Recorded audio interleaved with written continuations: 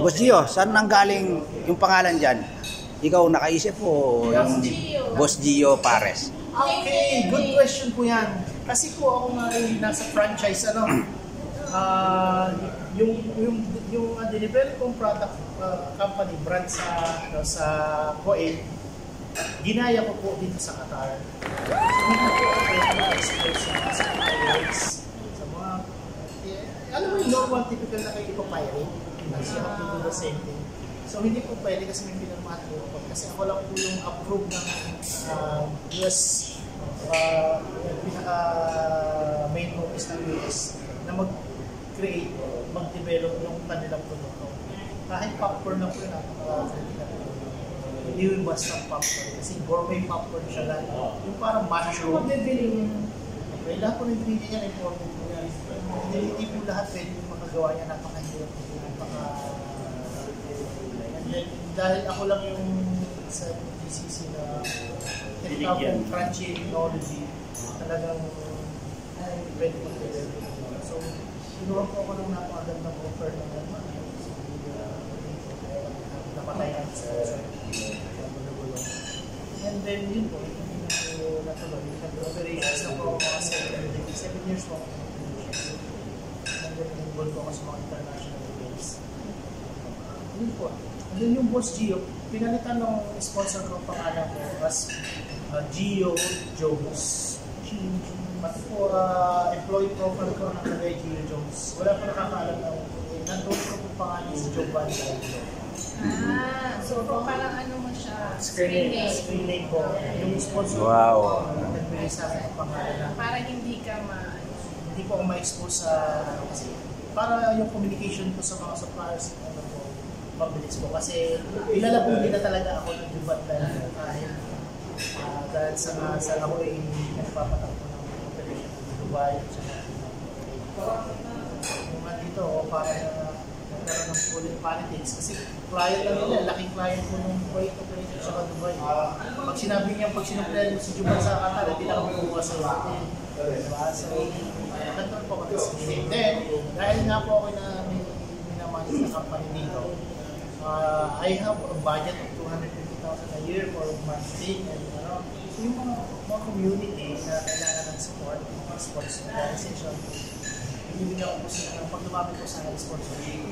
Membership ng kasino sa akin. Kaya marami po ako nagkakaroon. So, importante po. Marami sa inyo. Kaya when I started the business, kahit online, pag minage ko, bili ka naman ng 1 kilo mag. Eh, dati humingi siya ng sponsor na binigyan mo 10,000. Order mo ba na 1 kilo mag na? Hindi bigyan mo ko ng $2. Diba? Ganun po nangyari. Importante daw walang kaibigan. Mag-ipon po kayo ng kaibigan, huwag kaawan. Maniwala ko kayo. Gagana buhay. Pagka nakakarinig po ako ng mga business mo, galing sa Pilipino, nakaka-proud po kayo kasi pagiging Filipino entrepreneur, kailangan talaga dumami pang kagaya. Ako po, masaya po ako na naibabahagi ko yung story ko. Kasi yung iba po nakaranas lang ng konting sumusubok. Yung susubo hanggat may Susubo, laban mo. Dire-diretso lang po yan dahil believe me, ang pagsubok po, binibigay yan ng Panginoon dahil kaya niya. Ang buhay po natin, ikot lang yan. Hindi po lagi kayong masaya. Hindi kayo lagi nasa ibabaw, hindi kayo lagi nasa ilalim. Ikot po yan. Ikot po yan. Kaya lang, you have to make sure. Kapag nasa task, you have to be ready kapag bababa ka. Pinaghandaan mo yung nasa You have to make sure na pinaghandaan. Pero para umangat, kailangan mo maging maayos na tayo. Wala kang nakagaluhin. Gumawa ka ng mabuti sa bawat araw na gagawin sa nabuti. Kaya lang mga simple na bagay po. Huwag na huwag hindi ako po, dati hindi ako makatulog. Pag-isip ko, nag-iisip na ako. Bago matulog, nag-iisip ako muna nakakatulog. Nag-iipit, magpapasalamat. Then the next day, pag may nakaharap ako ng tao, gusto ko lagi kong matawa. Yun na lang kung ginagawa ko yan. Si sadya naman ho yata sa Batanggay yung mga palatawa talaga. Mayabang po. Tay, Batanggenyo rin kasi ako. Mayabang ang mata. Mayabang. Yung ilas na, sure na kung paano Meron lang po magsalita. sinasabi si Ano? DJ Boy, maubos na ang yaman. Maubos na ang yaman. Huwag lang ang yabang. Yaya. Ano yung kasabihan lang po. Pero yun po ay ano lang. Pero Kasabihan lang. Po, dahil ako Hindi man naman po ano, kapag po yung nakasundo ninyo, nilalaban po kayo ang tikita ng ano. Joke lang po. So yun po, Waglaan po ang sa sabi po liit. nila ang matangin. Ito naman po na daw yung magsalita. Magkaharap na nga lang, sisigawan pa. So yun na po yung pero masarap po kasama. Ulay punta ako kasama. Hindi ko pa sinasabi ko pa namin nila. Lahat. Yun po yung mga nakaparinig sa akin. Kaya po. So yun lang po. Ang technique po para po tayo successful sa buhay. Maging mabuti po tayo sa akin. Makatulong po tayo, makakatulong. Makatulong po tayo, makakatulong. Iwasan po natin makasakit ng lahat. Yung humility po ay important. Kahit anong man po kayo kinalala dyan, yung humility po. Ilan nung anak ni Boss Gio? Ang anak ko po ay tatlo. Tatlo. Lalaki, dalawang babae. Yun, ang dalawang babae na Total na pag-usapan na po natin ng buhay mo. Siyempre, tatanong na 5 natin. years sila ko pong pinakita yung mga anak ko. Oo. Ay, nakikita pero nakahinda Hindi nakasama. Balik-balik. So, imagine nyo, ganyan kaliliit naman ito sa mga kap nung dumating dito. Ganyan kasi na live yun. Hindi, kanina, yung SD po, napuso sa dyan ng 5 minutes. Una-una, huwag po kayo matakot. Huwag po kayo makakapagkamali. Hindi, sabi niya po ito, ganyan po yung SD. Landas na yan, marami po kayo nakakaaway. Pero hindi po kasi may kasabihan po na kung sa bawat takol ng aso ay inyong babatuhin, hindi kayo kasi ano, forget din kung ano sila sa happening po sa akin. Yung mga dami kaya dito, kasi may mga bagay na hindi nyo nasunod. Meron po kung hindi natin kasundo o sila Hindi po kami. sino mag-stay yung matakot na may mawawala sa inyo. Kasi nag-deserving ka. Yes. Yes. Dami natin natutunan kay Sir Ay. Gio. Yan po. Matakot wala, Sir. Kaya nawala sa'yo. Kaya naman panalo na ito. Magpanginayangan ng buwan. Sayang naman, ano? Kaya lang, hindi para sa atin, no? Pero kung hindi para sa atin, di ba? Huwag natin ang pili. Para sa akin, para sa akin. Para sa iba yun. Para sa iba. Ni Sir Gio, sobra kami na-expert sa kwestong sinare yung life story mo sa amin. Makakadami pa po kung talagang isa-isa. Dapat po pala Para makita itong ano, fellowship. Dapat pala po. I-follow nyo yung page ko po, Boss Gio. Yun po yung personal page ko na ginagamit ko sa vlog, yung Boss Gio. Ito naman po, Boss Gio para sa katawan. Pero yung page ko po talaga, Boss Gio. sa Facebook page yun. Boss Gio Pares. Ano yung mga application na pwede mong order yung mga customer natin? Boss? Kalabat, Snulu, Delibiro, and then meron kami in-house number. In-house. May in-house. So, itong Boss Gio Pares, actually it's Batangas dishes po talaga. Pero, taste that ko naman, madaming mga ano. Pero, I'm happy to have this mga taga-ating baliban, yung mga taga-baliban kaya. Kasi, gusto ko yung sa kanila yung mga pagkain. Pero soon, magkakaroon ako ng mga iba-ibang dishes dito. Boss Gio Talabat. Snulu and Delibiro. Open po anong oras? Pag weekdays po, 11 a.m. bukas na kami hanggang alas 3 na madaling araw. Oh. 11 to 3 guys. And then kapag weekends po, alas 8 ng umaga hanggang alas 4. Which is Friday yun. Friday po ay alas 8. Saturday po alas 8 ng umaga. Alas 4 po ng madaling araw ang aming Thursday at Friday. You're right. So, invite niyo ang aming mga viewers.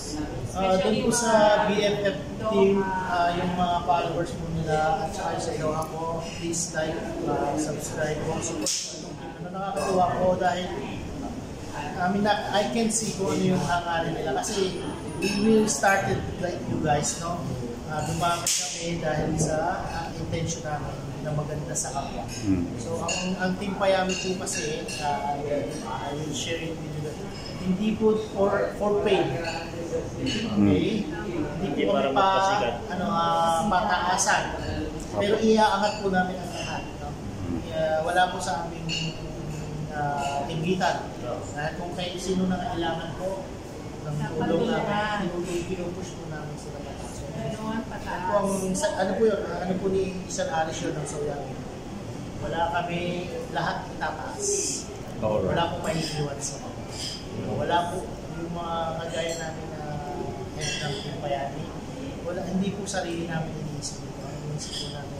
Kapag kayo nakakita ng, I'm not saying kasi hindi naman pwedeng leader kasi we have to lead. No? Yung na gano'n ang intention sa mga grupo. Your group, mag-gulta na kayo ang laki nyo.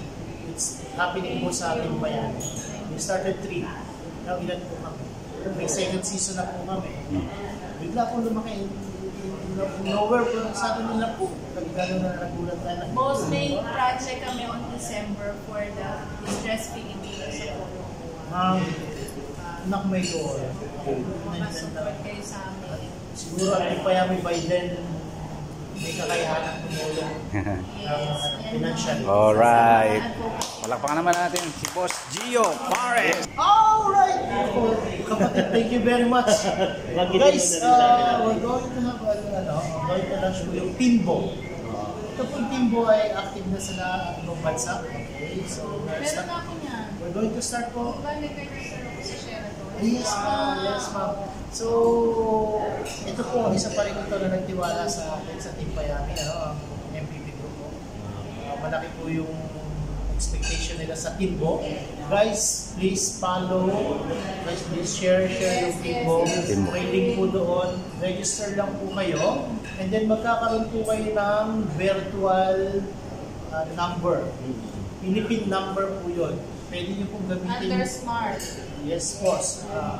Pwede niyo po yung gamitin na makaka-receive po kayo ng tawag doon, makaka-receive po kayo ng message, pero pwede po natin mo loadan ng para makatawag po tayo. So, napakarami pong gamit ng Timbo. Why we have Timbo po? Kasi ito pong Timbo ay parang bigas, parang maya. Same thing. Ang maganda lang po sa Timbo, maraming produktong mga lalabas na dito. So ito po yung design para sa OFW. Why? Kasi po, yung mga pinapadala natin pera, nami-miss natin po, nami-miss place ng mga pinagkakatiwala natin sa Pilipinas. Diba? Ito pong Timbo, kung pan-tuition, pwede nyo ibayad diretso using Timbo sa SSS. Kung SSS, pag-ibig po, hindi na nyo kailangan pumunta kung saan-saan. Walang pag-ibig sir. Business lang. Pero kung kayo mapag-asa, dahil may Timbo. Naisingit mo ba talaga yan?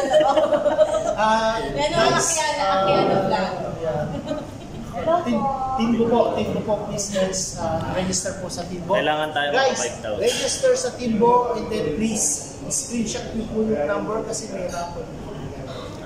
Meron po kami mga prices dun sa mga mag-register. Screenshot, i-PM po sa akin yung screenshot kasi isasama doon sa box para doon marami yung pasado. And then, hintayin niyo po ang pinaka-main event ng Timbo. Alright. Thank you, Boss Gio. Baka mamaya, Sino po ba yung... baka mamaya dumating yung TVJ. Sasabihin ko na eh. Ang tatanong ko, sino ba yung...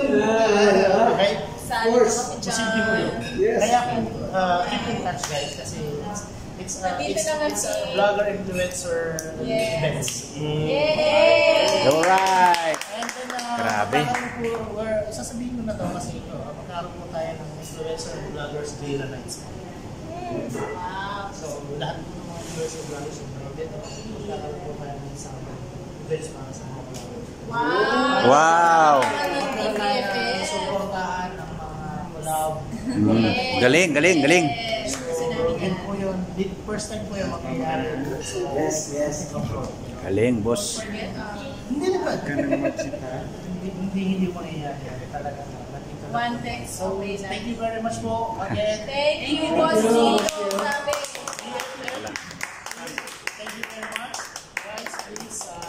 follow Team Payami, the page. Supportahan po Nandun tayo. po lahat ang profile ng Team Payami. May mga bago, wala po po doon. Follow the page po. And then, please register po sa Timbo. Ang Timbo po ay napakalaking bagay sa mga kagaya natin. Lahat doon ay mga nagtatrabaho sa malayo, na hindi makababa, nagbabayad ng pag-ibig. Kung walang pag-ibig, darating po yan.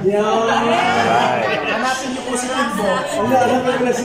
Hanapan ko si Timbo lang pala ang katagal. Timbo po. Timbo. Timbo lang sagot pala sa ano. Yung si Wally Timbo, guys, soon malaking bagay po ito kasi marami po dami. Sagot sa Timbo. Thank you. Thank you. O, isang bagsak, isang bagsak! Woohoo!